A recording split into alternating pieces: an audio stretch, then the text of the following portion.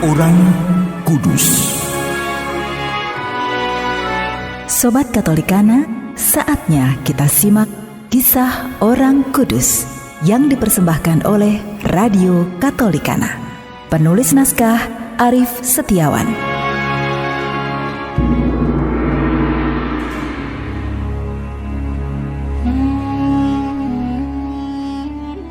Saudara-saudari, hari ini kita akan mengikuti kisah Santa Yulita dan Santo Cyriacus, dua orang martir.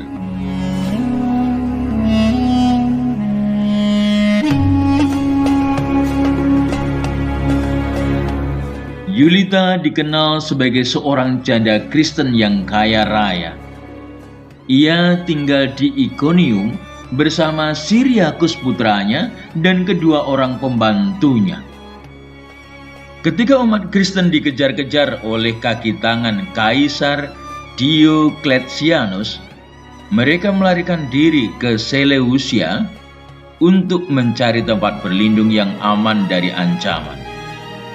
Tetapi malang, gubernur yang berkuasa di kota itu pun juga seorang kafir yang tidak senang dengan orang-orang Kristen. Mendengar berita bahwa ada pendatang baru yang beragama Kristen, ia segera memerintahkan penangkapan sekaligus menjebloskannya ke dalam penjara.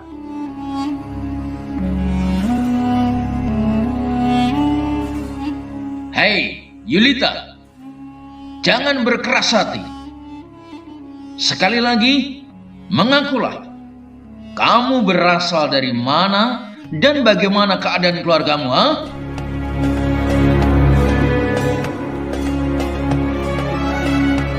Karena tetap saja bungkam, Yulita akhirnya disiksa, disesah, dan Cyriacus anaknya dipisahkan darinya. Cyriacus yang manis dan tampan menarik perhatian Gubernur Alexander. Gubernur memangkunya dan membujuknya dengan janji-janji muluk-muluk. Tetapi Cyriacus tidak tertarik pada segala janji itu. Ia malah terus menangis ibunya yang disiksa dengan hebatnya oleh kaki tangan gubernur.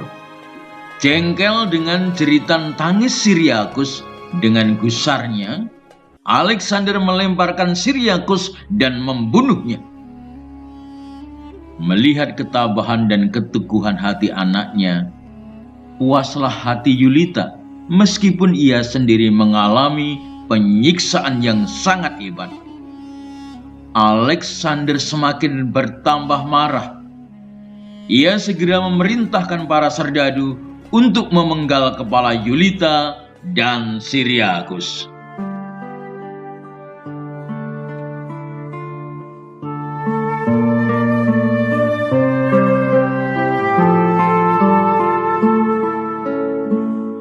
Saudara-saudari, pelayanan pemberitaan kebenaran yang sungguh-sungguh dapat membawa akibat buruk bagi kehidupan kita. Apalagi memberitakan kebenaran di suatu dunia yang nilai-nilainya terbalik.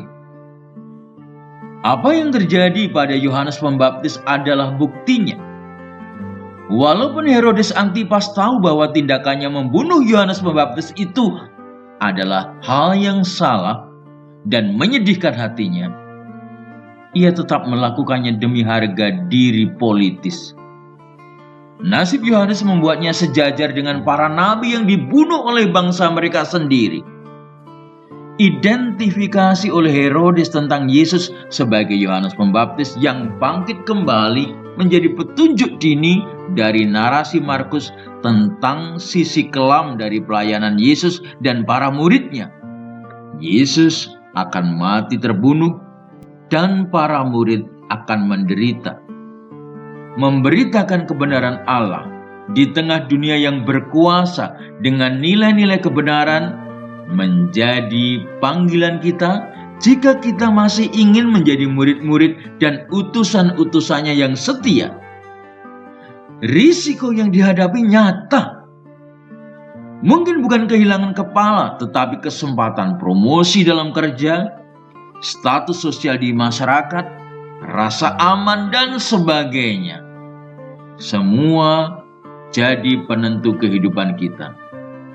Apakah kita jadi seorang Herodes ataukah kita menjadi seorang Yohanes Pembaptis?